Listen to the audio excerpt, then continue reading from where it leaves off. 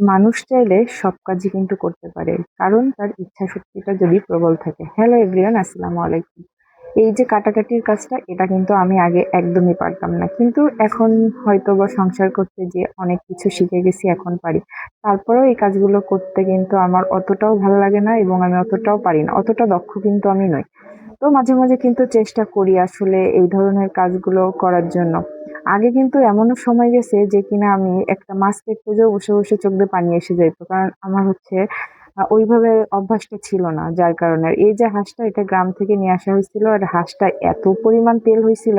আর শীতের সময় কিন্তু রাজহাঁস খেতে অনেক বেশি মজা লাগে, কিন্তু গরমেও খুব একটা খারাপ লাগে তা না। আর এই হাঁসটাতে এত পরিমাণ তেল ছিল যে রান্নার পরে আমার হাঁড়ি পুরোটা ভরে গেছিল শুধু তেলে। তো এই যে কাটাকাটি শেষ করে চলে আসলাম রান্নায়। আমাদের বাসার সবার কিন্তু হাঁসের মাংস অনেক বেশি পছন্দ। আর আমার হাতে মোটামুটি ভালোই হয়, যতজনের রিভিউ নিয়েছি তাতে আমার হাঁস রান্নাটা খুব ভালো।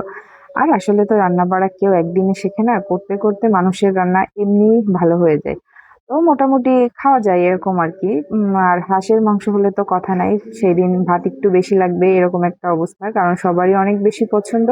যদিও বা হাঁসের মাংস ছিটা রুটি দিয়ে বেশি ভালো লাগে, কিন্তু এই গরমে আর সেই সাহসিকতা দেখাইতে পারলাম না।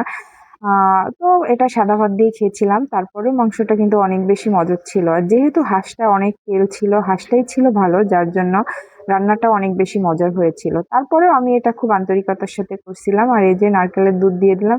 আমি আবার হাঁসে নারকেলের দুধ ছাড়া খেয়ে অতটাও মজা পাই না, কারণ নারকেলের দুধ দিলে মনে হয় হাঁস রান্নাটা অনেক বেশি মজার হয়।